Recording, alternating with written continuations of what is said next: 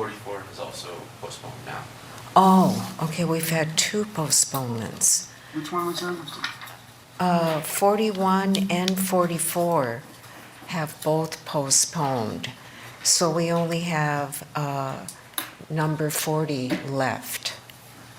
Okay. I think we're still on track to have juror number 7 come in at 1:30. That's correct, Judge. Okay. And before that, I'll do the findings on the record. Okay, let's take a break. Just as we suspected, the judge, rightfully so, excusing that prospective juror for cause. And the only thing that was a little bit baffling was why Matthew Frank was trying to save her. He was the prosecutor who continued to try to put arguments on the record to convince the court that she shouldn't excuse that juror, when really neither side should want someone on the jury who can't understand, and through no fault of that juror's. It's very impressive, as the judge noted, that he knows many languages, but if he has difficulty with the English language and difficulty with legal concepts, neither side is going to want the juror, because there's a chance he's really not going to understand what's being presented. And so that was a bit baffling. My only guess as to why Matthew Frank was trying so hard to keep him, we know Matthew Frank and his team are completely out of strikes, meaning that they cannot just excuse someone they don't want on this jury. Everything has to be a cause excusal. And my only guess is that he's looking at who's coming up. They have those juror questionnaires, right? So they get an idea of who's going to be coming in. He may not want the jurors who are going to be coming into the courtroom later on today. So that's my best educated guess as to why he was trying to save that juror, but ultimately did not happen. We still have 9 so far. We're very close to getting this jury seated. 12 will be the number on the jury, plus 2 alternates. And the judge indicated this case may begin sooner than planned if this jury is seated sooner than we expected. We're going to squeeze in a quick break. Lots more ahead for you here on Court TV Live this Thursday. Don't go away.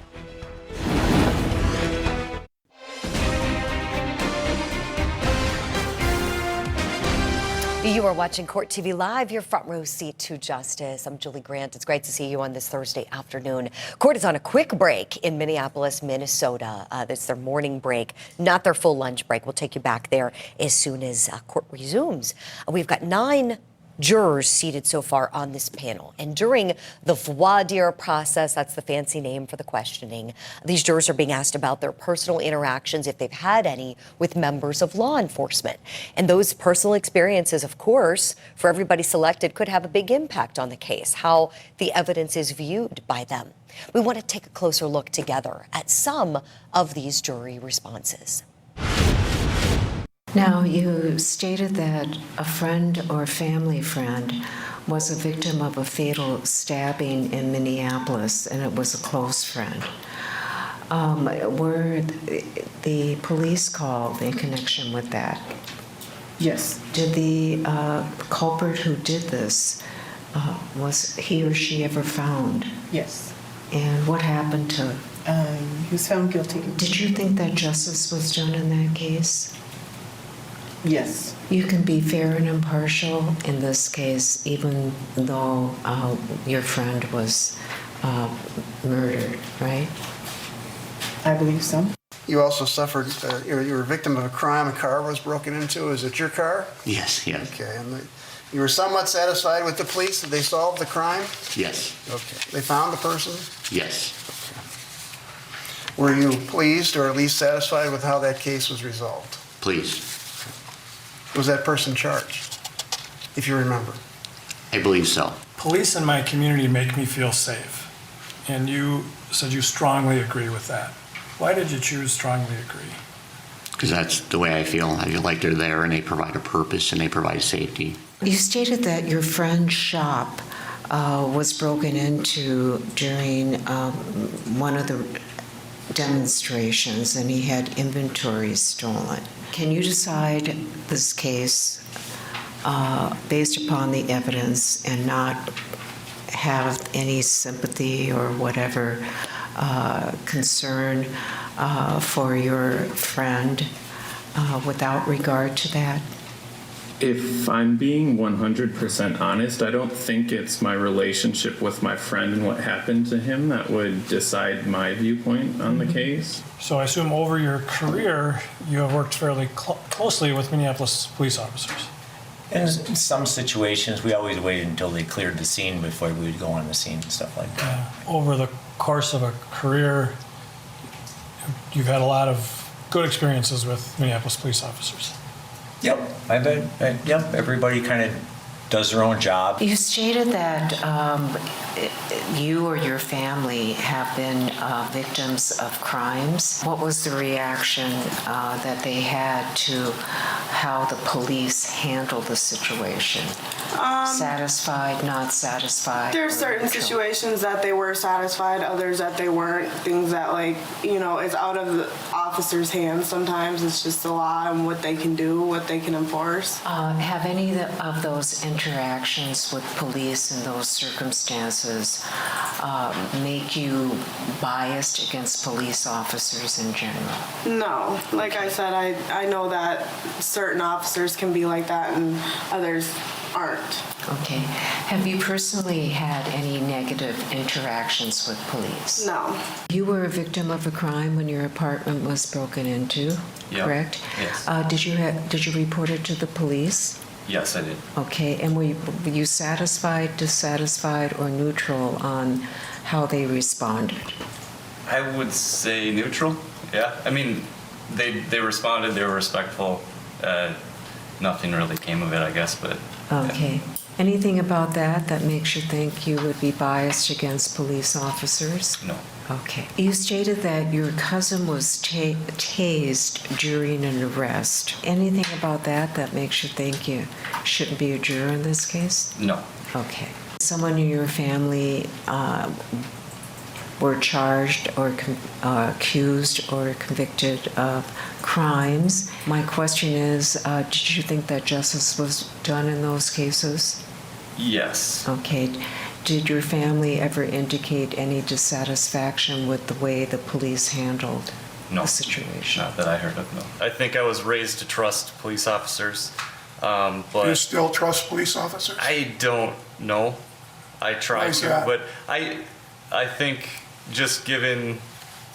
I mean, I would say police officers interactions with police officers in general make me nervous. You said that I am slightly distrustful of cops. I believe they have an incredibly hard job, but I believe they should be held to the highest standard of scrutiny. People are people, and I don't think that a badge should exclude you from consequences to actions potentially. All right, we want to bring in now Chanley Painter in the studio to get the very latest on the jury selection process. Chanley, good afternoon.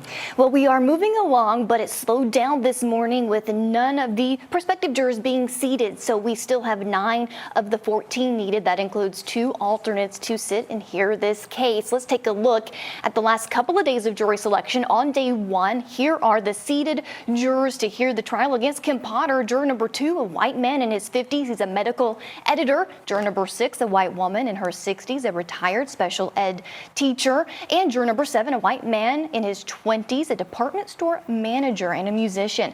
Also, juror number 11, an Asian woman in her 40s, made it through on day 1. Yesterday was also productive with several jurors being seated, including juror number 17, a white woman in her 20s, a recent college graduate. Juror number 19, a black woman in her 30s, a teacher. She owns a taser and a handgun.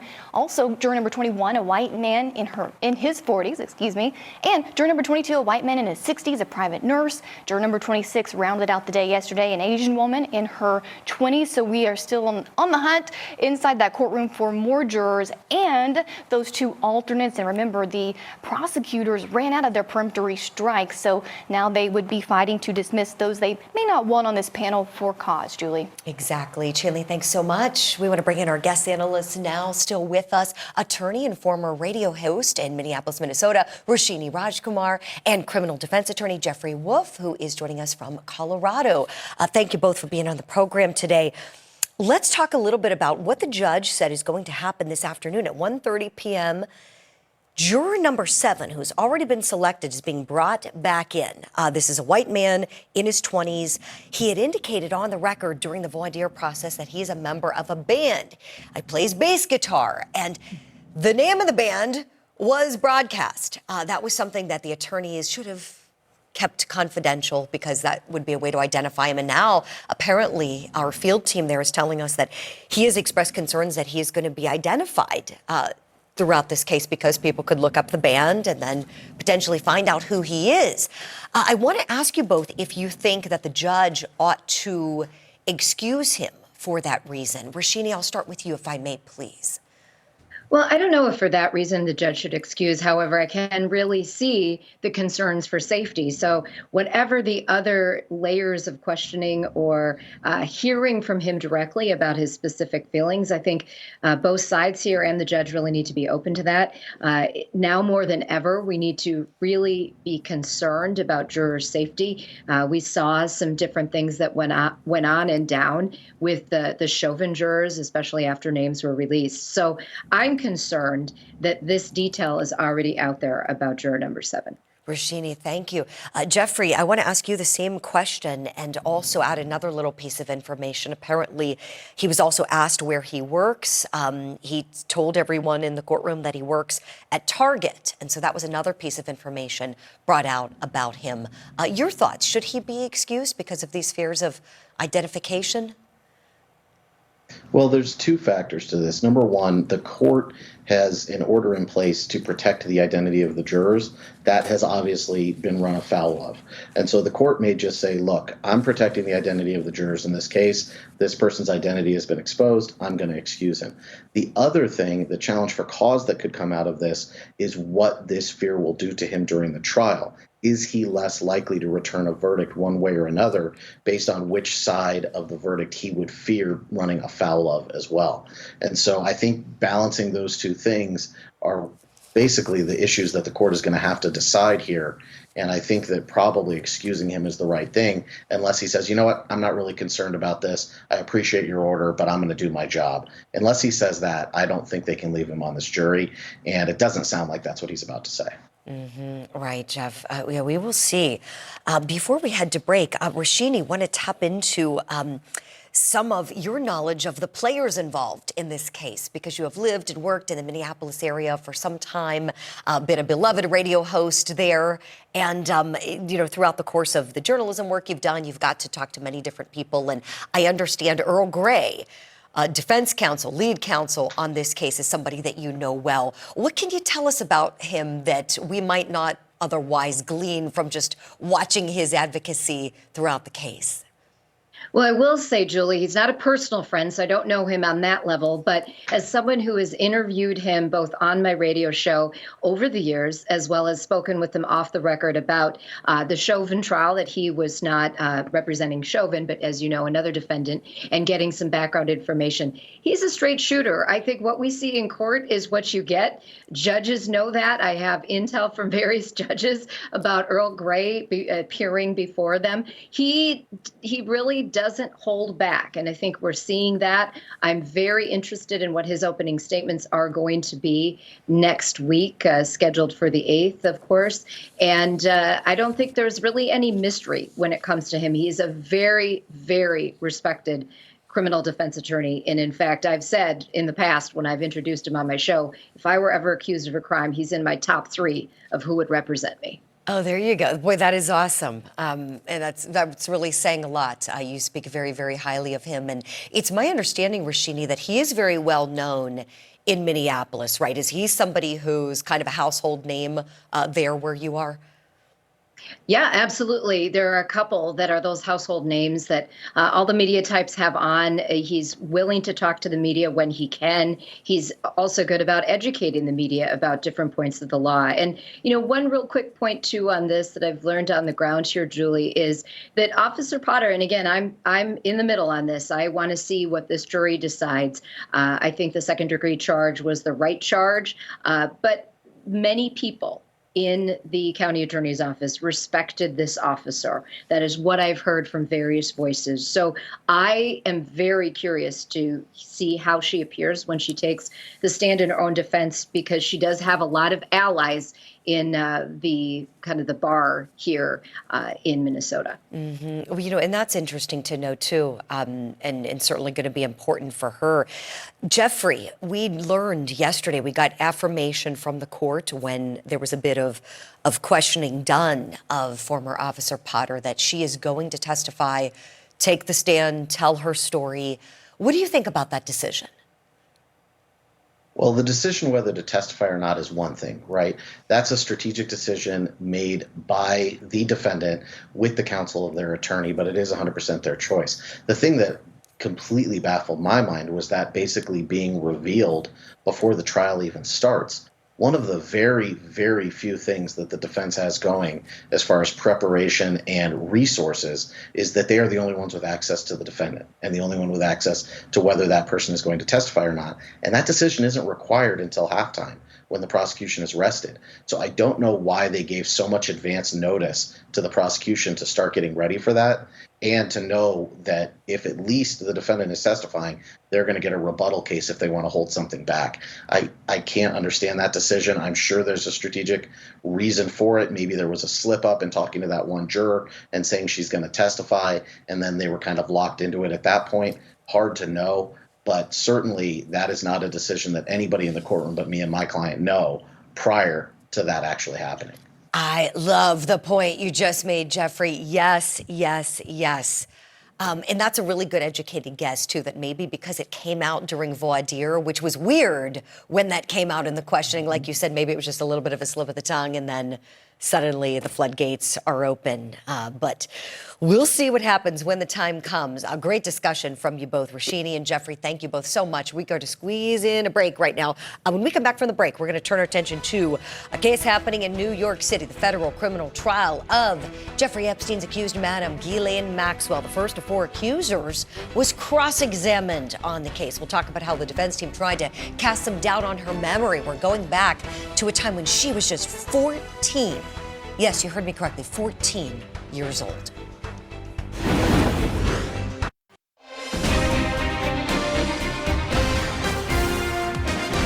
Thanks for staying with us here on Court TV Live. We're going to hold off on our conversation on Ghislaine Maxwell's case because court is back in session in Minneapolis, Minnesota. There's another prospective juror being questioned. Oh, when was it? The 90s. Okay. At the time, it was just meetings that we had with the police officers. We run city council packets to the council members at the time, and then we practice in shooting. Oh, you practice shooting. Mm-hmm. Okay, so you acted as a liaison with the police department in the high school? Some people were way more involved than I was. I only did it for about 6 months. Okay. What exactly was your responsibility as a high school police explorer? Very, very limited. I didn't volunteer for any events. I basically just went to weekly meetings, I believe. Okay, and what were the weekly meetings about? I don't know that I could even remember. Okay. Sorry. It was quite a long time ago. All right. You stated that you were accused of a crime. Were you satisfied with the result? Do you think you were treated fairly by the justice system? Yeah. Okay. Do you have any complaints about how the police reacted to that or treated you?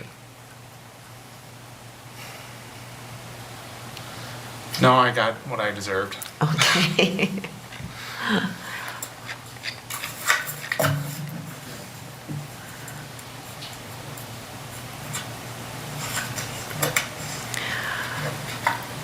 There was a question, do you believe the jury system in the country is a fair system? Why or why not? And one of your comments was, I feel bad for jurors. Can you kind of tell me what you meant by that? I mean, just my own personal experience. It's not an area that I've been I've never been a juror before, and looking at it, you have to understand and separate what's going on around you, and it's not an easy position to be in. Okay, because it's a big decision. Yeah. Right. Okay. Yeah. And you've never served on a jury before? No. Okay, here's what I can tell you. I talk to jurors after they reach their verdicts, and they always tell me that even though they were reluctant to serve, they were really glad that they had the opportunity because they learned a lot, and all of them have told me that they've stepped away from jury duty with a renewed respect for our system of justice. So I'm probably not convincing you to look forward to it, but I'm just telling you as a fact, that's what they're telling me. So I know it's something different that a lot of people haven't done before, but are you willing to serve in this case if you're chosen to do so by the parties here? Yes. Okay, thank you.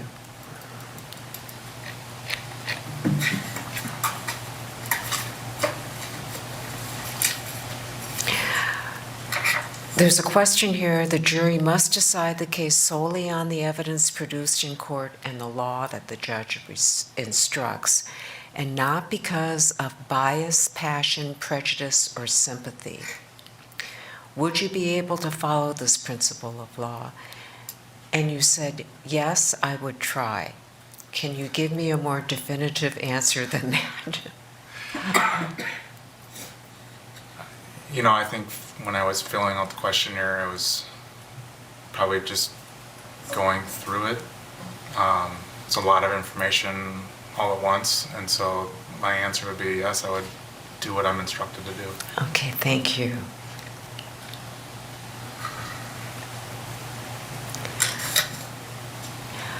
The questionnaire gave you dates that you would be required to serve if selected, and your response was family gatherings and impacts to my children during the holidays. And that's understandable that that would be a concern that you would have.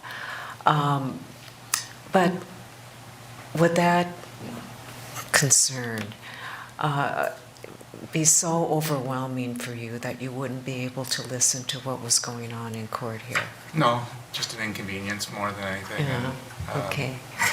I know jury duty is inconvenient, and I know around the holidays it's probably a little more of a hardship than usual, but thank you for that.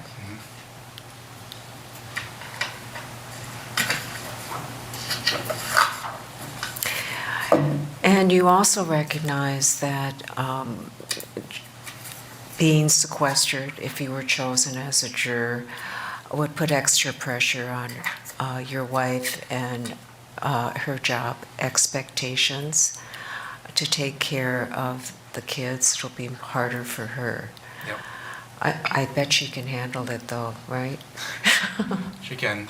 Okay. It's good of you to think of her though. Okay.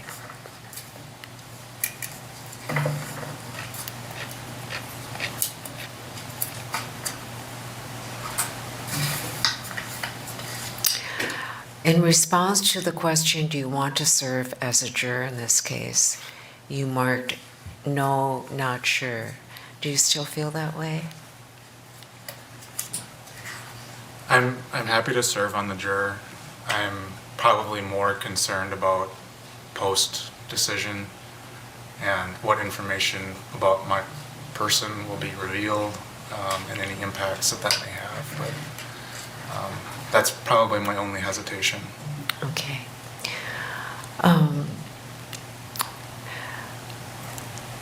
Is there anything about those concerns that makes you feel you can't be fair and impartial?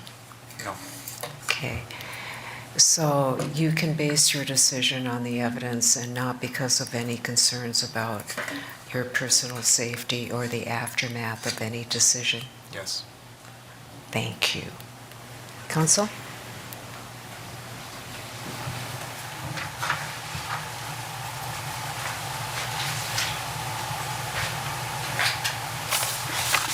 Morning. Good morning.